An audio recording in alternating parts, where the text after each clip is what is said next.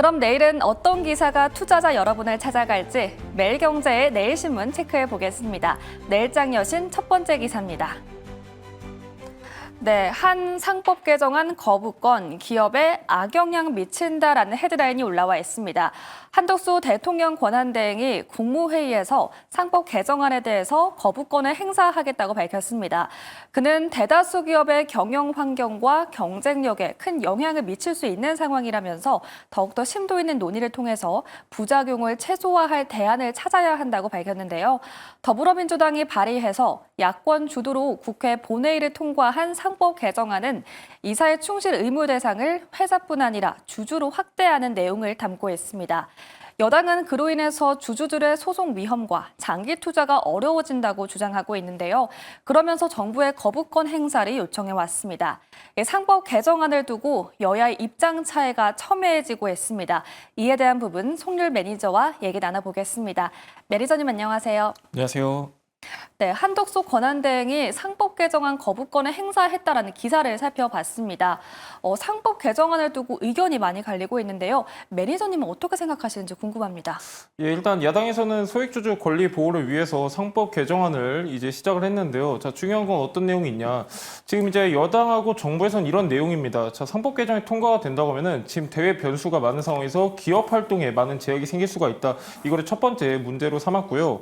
실제로 여러분들이 조금 더 딥하게 들어가 보시면은 지금 우리나라 같은 경우는 적대적 M&A에 굉장히 취약해 있는 상황입니다. 예를 들면은 행동주의 펀드가 직접적으로 경영권 찬탈을 위해서 뭔가 어떤 액션을 취한다고 하면은 기업 입장이나 대주주 입장에서는 방어할 수 있는 수단이 굉장히 제한적이다. 그렇기 때문에 한덕수 권한대행도 한 얘기가 이겁니다. 조금 더 충분한 논의를 거친 이후에 다시 한번 이렇게 신청을 하더라도 지금은 약간 시기적으로 이르다 이런 내용이고요. 지금 이게 만약 통과된다고 해서 당장 우리 개인 투자자들한테 플러스적인 요인이 있는 것도 아니고 사실 저는 불확실성이 더 확대될 수 있는 변수가 될 수 있다 이렇게 좀 보고 있고 여러분들도 아시겠지만은 경영권 분쟁 같은 경우는 사실 가장 큰 피해자가 개인 투자자입니다.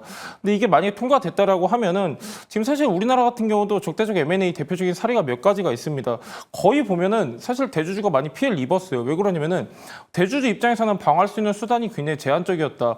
경영권 분쟁이라는 게 우리 이제 상패 시즌을 봤을 때는 약간 하나의 호재 그리고 약간 주가를 끌어올리는 하나의 트리거로도 작용을 했는데 전체적인 분위기를 본다고 하면 아직까지는 약간 시기적으로 봤을 때 이른 시점이다라고 저도 동의를 하고 있고요. 다만 이게 어느 정도 보완이 돼서 다시 한번 통과된다라고 하면은 개인 투자자들 입장에서는 나쁠 건 없는 법안이다라고 보고 있고 요즘 분위기로 봤을 때는 지금 사실 개인 투자자 매수세도 굉장히 저조한 상황입니다. 그렇기 때문에 다시 한번 증시를 우상할 수 있는 요인이 될 수도 있었던 상황인데 조금은 아쉽습니다. 아쉽고 다만 여기에는 사실 우리가 큰 메리트가 없었습니다. 왜 그러냐면 지금 전체적인 상황을 봤을 때 관세 리스크랑 정치 리스크가 굉장히 크게 부각이 되었기 때문에 사실상 이거는 아직까지는 논의가 좀 더 돼야 되는 그런 상황이고 이게 이제 증시의 투자 심리에 어떤 영향을 끼친다라고 하기에는 굉장히 제한적인 상황이다. 이렇게 좀 보고 있습니다. 네, 현재 관세 리스크와 정치적 리스크 등 다른 상황이 더 많이 부각되고 있기 때문에 상법 개정안에 대한 영향력은 조금 더 지켜봐야 한다라는 의견을 주셨습니다. 이어서 다음 기사도 함께 읽어보도록 하겠습니다. 위기의 애경그룹, 그룹 모태 매각 검토한다라는 헤드라인이 올라와 있습니다. 애경그룹이 핵심 계열사인 애경산업을 매물로 내놨습니다.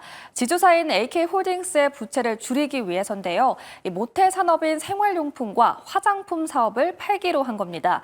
매각 대상은 AK홀딩스, 애경산업, 이 경영권 지분 63%라고 밝혔습니다. 오늘 종가 기준으로 애경산업의 시가총액은 3,829억 원인데요. 이를 감안하면 단순한 지분 가치는 2,426억 원에 달하게 됩니다. 여기에 경영권 프리미엄과 자산 가치를 합하면 매각가는 수천억 원에 이를 전망인데요. 지난해 말에 무한 제주항공 참사가 발생한 후로 애경그룹의 주가는 하락세를 이어가고 있습니다. 만약에 주가가 떨어지게 된다면 마진콜이 들어올 수 있는데요. 이 때문에 애경그룹은 애경산업을 매각해서 6천억 원 이상의 수여를 할 수 있을 것으로 보입니다. 이렇게 유동성 위기에 빠진 애경그룹, 주가 전망 어떻게 될지 매니저님 인사이트 들어보겠습니다. 매니저님. 이렇게 애경그룹이 애경산업 매각에 나섰다라는 기사를 살펴봤습니다. 애경산업은 현재 핵심 산업으로서 캐시카우 역할을 하고 있는 걸로 알고 있는데요. 이번 매각을 통해서 유동성 위기에서 벗어나게 될까요? 일단 아예 벗어난다라고 보기에는 어렵고요. 지금 AK홀딩스 같은 경우는 부채가 4조 원을 넘었습니다. 지금 굉장히 많은 부채 비율을 가지고 있고, 여기서 중요한 건 뭐냐면은 제주항공 같은 경우도 지금 이제 무항공항 참사가 있은 이후부터 전체적으로 애경그룹 주가들이 계속해서 지지부진한 상황이기 때문에 마진콜 우려도 더해질 수 있다. 그러니까 지금 재무가 사실 안 좋은 상황인데 여기서 더 악화가 될 수 있습니다. 그래서 추가적인 유동성을 만들겠다라고 지금 발표한 상황이고요. 지금 애경산업에 대한 매각 같은 경우는 지금 그룹 입장에서는 공언을 한 게 아닙니다. 지금 얘기가 나오고 있는 상황인데 지금 공언 나온 게 뭐냐면 바로 중부 CC입니다. 애경산업 오너 일가가 2008년도에 설립한 중부 CC가 있는데 지금 중부 CC 같은 경우는 어느 정도 매각 절차를 진행을 하고 있다라고 발표를 했고요. 애경산업 같은 경우는 지분 가치가 2,426억이다라고 말씀해 주셨는데 단순 지분 가치로만 평가하기는 좀 애매한 부분이 있습니다. 아무래도 경영권 프리미엄이라든지 아니면 자산 가치가 있기 때문에 실제 매각 가격은 한 5천에서 6천억 정도 볼 수가 있거든요. 오늘 이제 애경산업 같은 경우는 11.2% 종가 마감을 했는데요. 대표적인 M&A 이슈 소식에 의해서 움직이는 그런 흐름이 연출이 되고 있습니다.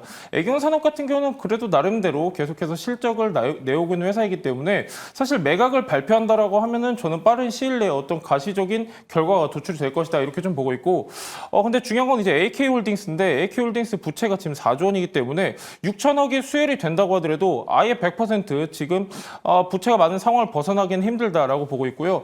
전반적인 그룹의 계열사들의 실적이 뒷받침이 되어야 되는데 아직까지는 지지부진한 상황입니다. 그래서 일시적인 그런 방법이다라고 보고 있고, 자 그럼 우리가 어떻게 봐야 되냐? 애경산업 같은 경우는 11.2% 정도 올랐거든요. 이 얘기는 뭐냐면은 대표적인 이제 M&A 흐름을 띠고 있는 모습인데 저는 그래도 좀 이제 긍정적으로 볼 수 있는 부분이 뭐냐면은 애경산업은 실적도 나쁘지가 않았는데 최근에 주가 많이 눌려 있었습니다. 오늘 같은 경우는 바닥권에서 대량 거래가 들어왔기 때문에 어느 정도 추세 전환에 대한 기대감은 더해질 수 있겠다 이렇게 보고 있고요. 관련 계열사들 같은 경우는 아직까지 실적이 그렇게 두각을 나타내지 못하고 있기 때문에 애경산업 외에는 조금 더 우리가 보수적으로 접근할 필요가 있는 것 같습니다.